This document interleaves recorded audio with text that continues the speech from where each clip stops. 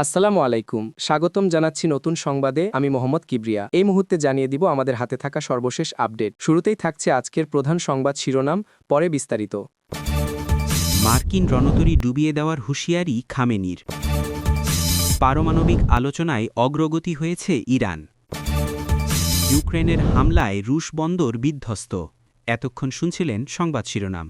যারা এখনও পর্যন্ত আমাদের চ্যানেলটি সাবস্ক্রাইব করেননি, সব আপডেট সবার আগে পেতে সাবস্ক্রাইব করে ভিডিওটি লাইক দিয়ে আমাদের সাথেই থাকুন। এবার বিস্তারিত। মধ্যপ্রাচ্যের ভূরাজনৈতিক উত্তেজনা এক নতুন এবং অত্যন্ত বিপজ্জনক পর্যায়ে প্রবেশ করেছে ইরানের সর্বোচ্চ নেতা আয়াতুল্লাহ আলী খামেনির এক সাম্প্রতিক এবং নজিরবিহীন হুঁশিয়ারিকে কেন্দ্র করে।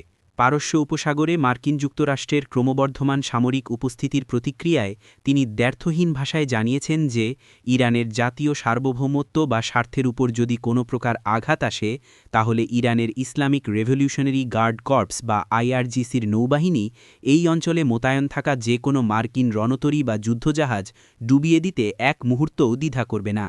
এই বক্তব্যটি বিশ্বজুড়ে, বিশেষ করে পেন্টাগন এবং হোয়াইট হাউসে সর্বোচ্চ পর্যায়ের সতর্কতা এবং উদ্বেগের জন্ম দিয়েছে। দেশের শীর্ষস্থানীয় নিউজ পোর্টাল যেমন প্রথম আলো এবং যুগান্তর তাদের আন্তর্জাতিক পাতায় রয়টার্স এবং এপির মতো সংবাদ সংস্থার বরাত দিয়ে এই খবর গুরুত্ব সহকারে প্রকাশ করেছে।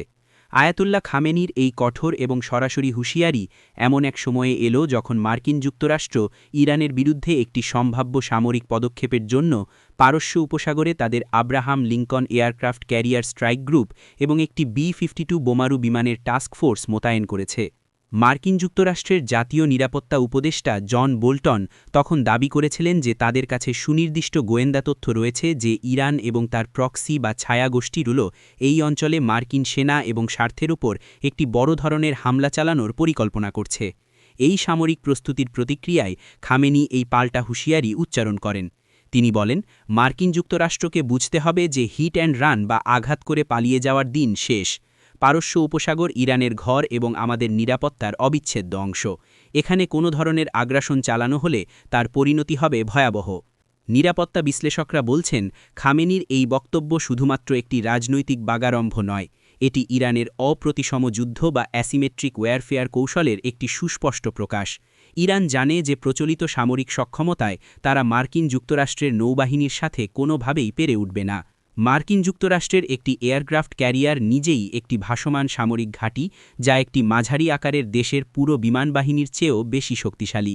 তাই ইরান প্রচলিত যুদ্ধের পথে না হেঁটে তাদের দ্রুত গতিসম্পন্ন স্পিডবোট, জাহাজ বিধ্বংসী মিসাইল, মাইন এবং ড্রোনের মতো অপ্রতিসম অস্ত্র ব্যবহার করে মার্কিন রণতরীর দুর্বল স্থানগুলোতে আঘাত হানার কৌশল গ্রহণ করেছে। তারা হরমুজ প্রণালীর মতো সংকীর্ণ এবং কৌশলগতভাবে গুরুত্বপূর্ণ জলপথে এই কৌশল প্রয়োগ করে মার্কিন নৌবাহিনীর জন্য একটি বড় ধরনের চ্যালেঞ্জ তৈরি করতে পারে। এই হুঁশিয়ারি বিশ্ব অর্থনীতিকেও একটি বড় ধরনের ঝুঁকির মুখে ফেলে দিয়েছে। হরমুজ প্রণালী দিয়ে বিশ্বের প্রায় 1/3 সামুদ্রিক তেল পরিবাহিত হয়।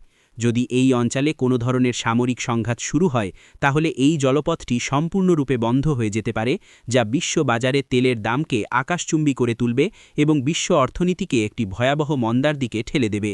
এই কারণেই মার্কিন যুক্তরাষ্ট্রের অনেক ইউরোপীয় মিত্রদেশ যেমন জার্মানি এবং ফ্রান্স উভয় পক্ষকে সর্বোচ্চ সংযম প্রদর্শনের এবং আলোচনার মাধ্যমে কূটনৈতিক উপায়ে সমস্যা সমাধান খুঁজে বের করার আহ্বান জানাচ্ছে। এখন দেখার বিষয়, মার্কিন যুক্তরাষ্ট্র কি ইরানের এই সরাসরি হুঁশিয়ারিকে গুরুত্বের সাথে নিয়ে তাদের সামরিক পরিকল্পনা থেকে কিছুটা পিছু হটবে, নাকি তারা একটি বড় ধরনের ঝুঁকির পথে হেঁটে একটি অনাকাঙ্ক্ষিত এবং ভয়াবহ সংঘাতের সূচনা করবে।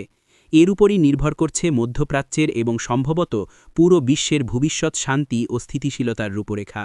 এই ধরনের একটি জটিল এবং বিপজ্জনক পরিস্থিতিতে কোন ধরনের পদক্ষেপ সবচেয়ে যৌক্তিক হতে পারে বলে আপনি মনে করেন? আপনাদের মূল্যবান মতামত আমাদের কমেন্ট সেকশনে জানাতে পারেন। ইরান এবং বিশ্বের 6টি ক্ষমতাধর দেশের মধ্যেকার পারমাণবিক আলোচনায় একটি উল্লেখযোগ্য এবং আশাব্যঞ্জক অগ্রগতির খবর পাওয়া গেছে, যা দীর্ঘদিনের অচলাবস্থাকে ভাঙতে পারে বলে আশা করা হচ্ছে।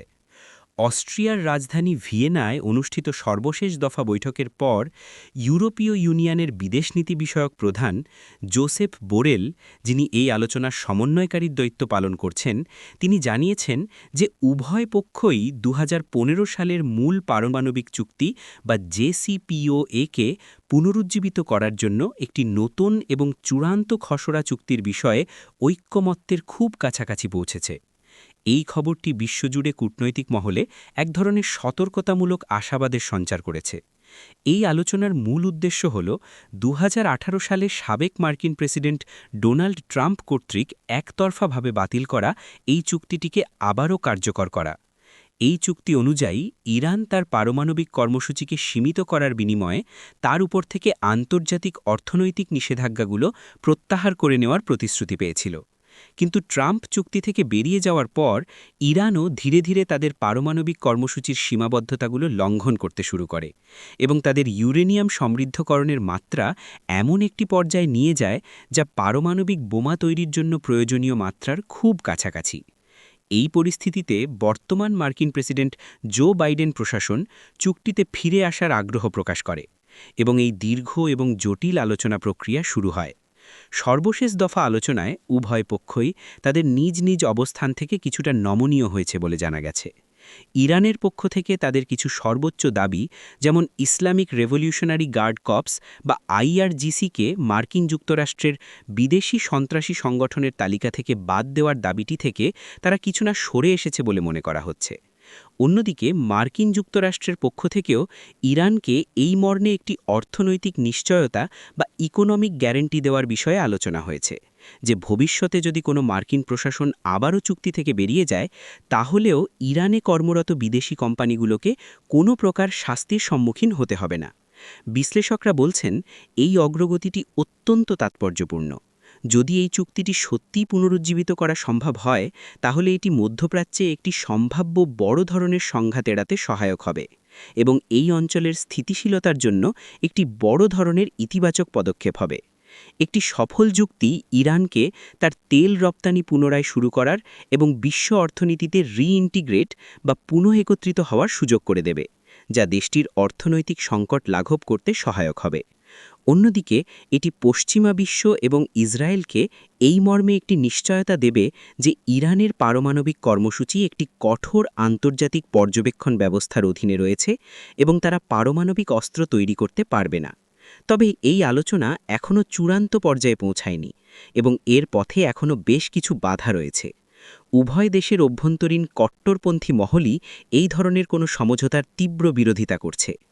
এখন দেখার বিষয়, উভয় পক্ষের নেতৃত্ব কি এই অভ্যন্তরীণ চাপকে মোকাবেলা করে একটি চূড়ান্ত চুক্তিতে স্বাক্ষর করার মতো রাজনৈতিক সাহসিকতা দেখাতে পারবে, নাকি এই আশার আলোটিও শেষ পর্যন্ত নিভে যাবে।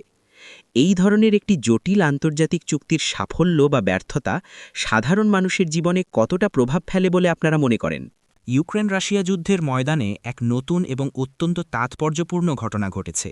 ইউক্রেনের সামরিক বাহিনী রাশিয়ার দখলকৃত ক্রিমিয়া উপদ্বীপের সেভাস্তোপোল বন্দরে, যা রাশিয়ার কৃষ্ণসাগর নৌবহর বা ব্ল্যাক সি ফ্লিটের প্রধান ঘাঁটি, একটি বড় ধরনের এবং সফল হামলা চালিয়েছে।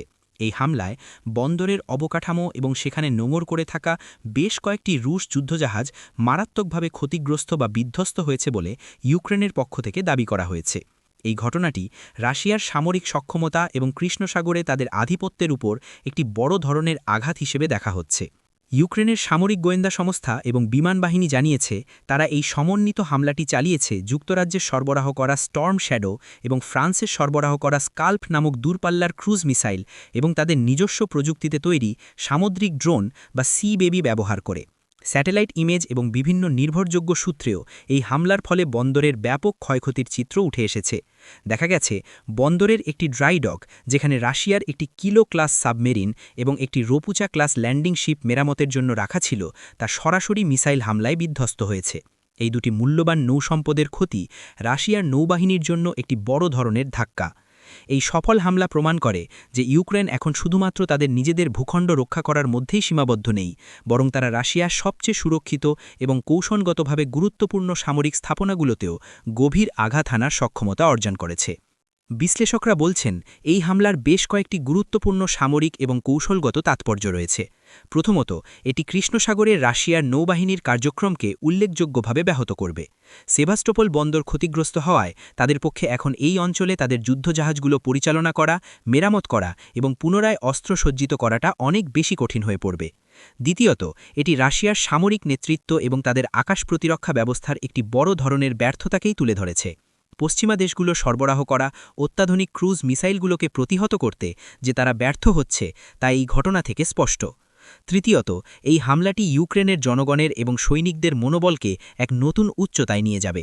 তারা দেখছে যে তাদের সেনাবাহিনী এখন একটি কার্যকর এবং শক্তিশালী পাল্টা আক্রমণ চালাতে সক্ষম। রাশিয়ার পক্ষ থেকে এই হামলার বিষয়ে ক্ষুব্ধ প্রতিক্রিয়া জানানো হয়েছে। ক্রেমলিনের মুখপাত্র দিমিত্রি পেসকভ এই হামলাকে একটি বর্বর সন্ত্রাসী কর্মকাণ্ড হিসেবে অভিহিত করে বলেছেন, এর সমুচিত জবাব দেওয়া হবে। রাশিয়া ইতিমধ্যেই ইউক্রেনের বিভিন্ন শহরের উপর তাদের ক্ষেপণাস্ত্র হামলা আরও তীব্র করেছে। কিন্তু এই ঘটনাটি যুদ্ধের গতি প্রকৃতিতে একটি নতুন পরিবর্তন এনেছে, যেখানে ইউক্রেন এখন শুধুমাত্র প্রতিরক্ষামূলক অবস্থানেই নেই, বরং তারা একটি সক্রিয় এবং আক্রমণাত্মক ভূমিকা পালন করতে শুরু করেছে। এই ধরনের কৌশলগত হামলা কি একটি যুদ্ধের মোড় ঘুরিয়ে দিতে পারে? আপনাদের মতামত কি? দর্শক, এই ছিল আমাদের আজকের বিস্তারিত আয়োজন। প্রতিটি খবরই আন্তর্জাতিক অঙ্গনের চলমান পরিস্থিতিতে অত্যন্ত গুরুত্বপূর্ণ এবং আমরা চেষ্টা করেছি প্রতিটি বিষয়ের গভীরে গিয়ে একটি নিরপেক্ষ এবং বস্তুনিষ্ঠ চিত্র আপনাদের সামনে তুলে ধরতে। আপনাদের মূল্যবান সময় দিয়ে আমাদের সঙ্গে থাকার জন্য অসংখ্য ধন্যবাদ। যদি আমাদের এই পরিবেশনা আপনাদের ভালো লেগে থাকে এবং তথ্যবহুল মনে হয়, তাহলে অবশ্যই ভিডিওটিতে একটি লাইক দেবেন। আপনাদের প্রতিটি লাইক আমাদের আরও ভালো কাজ করতে অনুপ্রাণিত করে। আর আপনি যদি আমাদের চ্যানেলে নতুন হয়ে থাকেন এবং এই ধরনের নিরপেক্ষ এবং গভীর বিশ্লেষণমূলক খবর নিয়মিত পেতে চান, তাহলে এক্ষুনি চ্যানেলটি সাবস্ক্রাইব করে পাশের বেল আইকনটি অন করে রাখুন। এতে করে আমাদের নতুন কোনো ভিডিও আপলোড হওয়া মাত্রই আপনি সবার আগে নোটিফিকেশন পেয়ে যাবেন। ভালো থাকবেন, সুস্থ থাকবেন। দেখা হবে পরবর্তী কোনো গুরুত্বপূর্ণ আপডেট নিয়ে।